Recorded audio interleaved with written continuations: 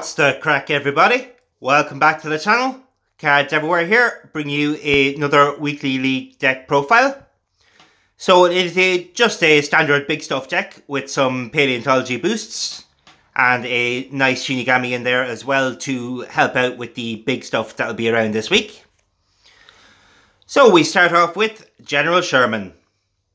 On the play, your opponent's cards, wherever they are, with 50 or more base power, lose 30 power this round. Next we have Stampede, the Ultra Fusion. On the play, your life on land cards, wherever they are, gain 25 power and you lose 2 energy this round. Next is the Striped Skunk. At the start of a turn, all cards in both players' hands lose 5 power until played. And on the play, your opponent's cards in hand lose 20 power this turn. You could also use Yellow Jacket, but this one has a bit more synergy with the deck. Next up, Yeti. On the play, your opponent loses 5 power permanently, and your cards in hand with 7 or more base energy gain 20 power until played. Next we have Arabian Horse. On the play, if you are winning the round, this card gains 100 power this round. And the final life on land is the mythic Chupacabra. On the draw, all cards in both players' hands lose 10 power until played, and 3 opponents' random cards in hand lose 25 power until played. You could also play Familiar in here, but the 70 power of Chupacabra has some synergy with the deck as well. Next we have another mythic, the Great Flood. On the play, for every 2 life on land cards in your deck, your Oceans and Seas cards, wherever they are, gain 12 power for 3 turns. Next we have yet another mythic, Atlantis. On the return, this card costs -6 energy and gains 50 power until played. Then we have the mythic Kraken. On the play, your Oceans and Seas cards in hand gain 50 power this turn. This card was recently buffed. It did used to be 40 power, so it's a little bit better now. Next we have another Ultra Fusion, Tidal Wave. On the return, your Oceans and Seas cards, wherever they are, gain 25 power and cost +1 energy until played. Then we have Hammerhead Shark. On the play, your opponent's cards in hand lose 10 power permanently. Then we have Blue Dragon. On the return, an opponent's random card in hand locks next turn, and your opponent's cards, wherever they are, lose 4 power until played. Next we have the Paleontology portion. First up, Great Dying. On the return, for every Paleontology card you've played this game, your Paleontology cards, wherever they are, lose 10 power permanently. And your Life on Land and Oceans and Seas cards, wherever they are, gain 6 power permanently. So we want to play this card as late as possible in the game. Next we have Attenborosaurus. On the play, if your deck has 6 or fewer Oceans and Seas cards, your Oceans and Seas cards, wherever they are, gain 15 power for 6 turns, and then repeat for Life on Land and Paleontology. Then we have Tully Monster. On the draw, your cards, wherever they are, with 70 or more base power, gain 22 power until played, and then on the return, your remaining cards in hand, with 7 or more base energy, cost -2 energy for 3 turns. That can help with the energy management a little bit, not that it's too much trouble in this deck. Next we have Arthropleura. On the play, your opponent's cards in hand with 45 or more base power lose 30 power this turn and the next turn. Then we have Statue of Liberty. On the play, if your deck has exactly 6 science cards, your science cards, wherever they are, gain 18 power until played, and then repeat for each album. So we'll only be getting the boost to our Life on Land and Oceans and Seas cards. And the final card is Shinigami. On the play, If it's the 13th turn of the game or before, a random opponent's card in hand in play loses 500 power this turn.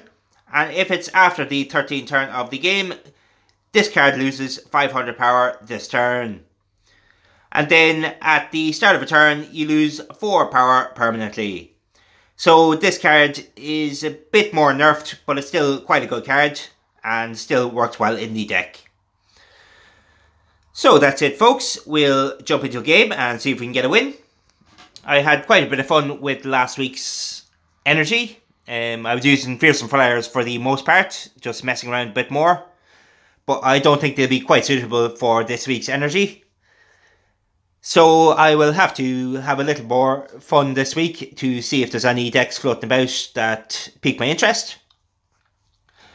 I expect to see a lot of big stuff decks this week, as the energy is quite high. So here we go, we have found a game, and it is with a real opponent. So we'll say hello and see what we have here. So we got our Shinigami, we'll get that right around. We'll play the Great Dying, and I suppose we'll play the Tully Monster to reduce the energy of the other cards a bit, and that'll help us out for the rest of the game. And if we can win the turn, that means we will be able to play Arabian Horse next turn. And his Sphinx won't get the permanent boost. It's been a little while since I played the Ancient Egypt. They got a bit of a nerf there, so they're not quite as good as they used to be. But still a good deck nonetheless. So I think I will play my Stampede with the Striped Skunk and the Horse. That will give us a massive lead here. And we can take the energy cost from Stampede, since it is already the second turn, and we reduce the cost of some of our other cards.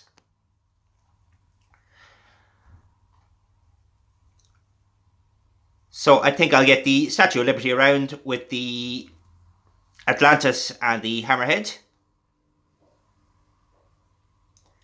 And we'll leave it there, and we'll save General Sherman for next turn.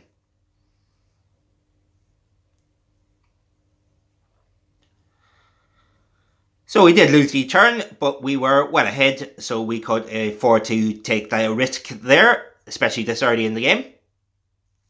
But the Ancient Egypt cards are still quite good and can get out of hand, so we want to try and win the first 3 rounds, or we could be in trouble later in the game.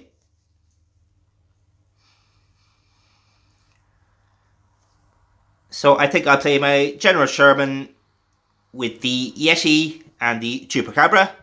I'll play the Sherman in the middle so we have it for the last turn of round 3 if we need it.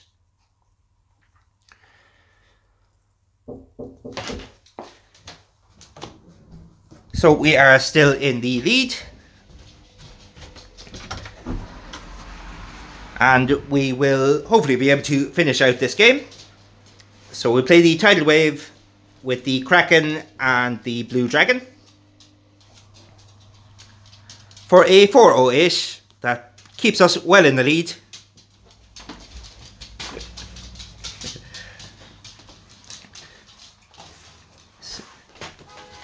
So we're looking fairly good here, folks. We will try and get some paleontology cards around so we can get a good Great Giant going. So we'll go with the Shinigami, the Arthropleura, and the Attenborosaurus. Hopefully we still get to win the turn. We hit a fairly bad card there, but I still think we'll be okay here in the long run.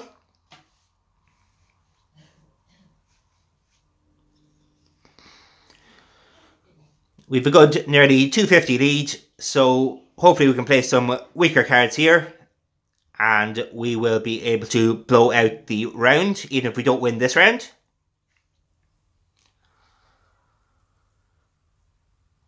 But I think I will try and go for the win here.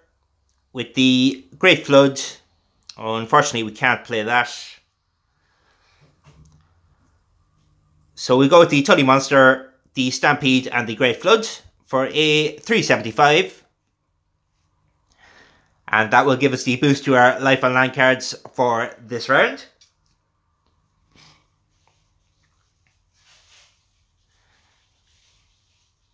And we should be drawing our the General Sherman as well. So I think I will try and go for the big hit here with an 585.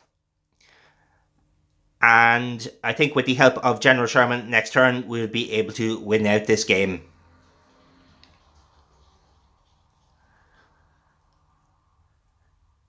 So with the 169 lead and the big boosts here, I think we should be safe enough. So I'll go for the biggest hand we can.